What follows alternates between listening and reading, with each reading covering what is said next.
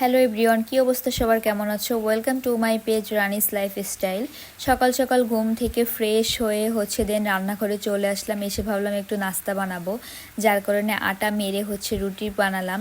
আমি কিন্তু রুটি তেমন একটা বানাতে পারি না, তাও ট্রাই করলাম, বাট গোল কিন্তু হয় না, খুবই কম হয়। অনেক কষ্ট করে রুটিটাকে গোল করা লাগে। যেহেতু রান্না করতে পারি না, মাঝে মধ্যে ট্রাই করি, তারপরও করার চেষ্টা করি, কারণ সব কিছু শেখার প্রয়োজন আছে, কখন কোনটা লেগে বসে বলা যায় না।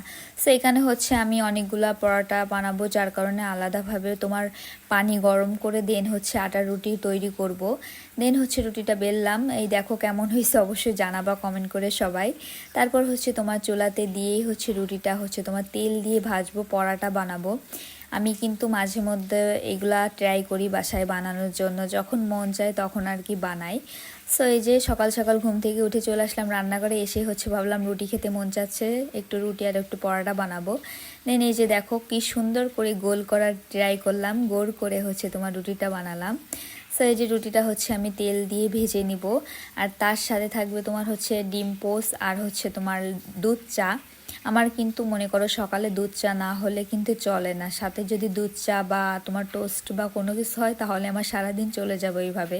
বাট সকালে আমার কিছু না কিছু খেতেই হবে, আর না হলে কিন্তু মাথায় কাজ করবে না। সো আমি এই সাইডে পরোটা ভেজে নিয়ে তারপর তোমার এখানে একটা ডিম পোস্ট করে নিলাম, আর এই সাইডে তোমার দুধ চা তৈরি করব, যার কারণে একটা পাতিলে তোমার গুঁড়া দুধ দিয়ে পানি দিয়ে দেন গরম করতেছিলাম। আর এই যে চাটা প্রায় হয়ে যাবে যাবে ভাব, তখন আমি কিন্তু দুধ চাটা কিন্তু খুবই ভালো বানাই, নিজের চায়ের প্রশংসা করতে হয় না, তারপরও আমার আম্মু বলে আমি নাকি দুধ চাটা খুবই ভালো বানাতে পারি। সো সকালের নাস্তা শেষ করে এই সাইডে পেঁয়াজ দিয়ে শুকনা মরিচ দিয়ে ভর্তা তৈরি করতেছিলাম, যেহেতু আম্মু আজকে খিচুড়ি রান্না করছে। আর খুলনা 2 দিন যাবৎ বৃষ্টি প্রচুর পরিমাণে, যার কারণে বৃষ্টির ভিতরে খিচুড়ি খাওয়ার মজাটা কিন্তু অন্যরকম একটা ফিল আসে। তো এই খিচুড়ি আর ঝাল ভর্তা, আর তার সাথে যদি নিজের গাছের কাঁচা ঝাল মরিচ হয় তাহলে কি আর লাগে বলেন। সো বিকালে বের হয়ে যায় বাইরে, যেহেতু বাইরে প্রচণ্ড পরিমাণে বৃষ্টি তাই ভাবলাম একটু বৃষ্টিটা উপভোগ করে আসি সন্ধ্যার দিকে।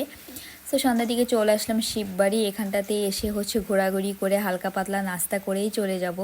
সো আমার ভিডিওটা এই পর্যন্ত, ভালো লাগলো অবশ্যই পাশে থাকবো। আল্লাহ হাফেজ।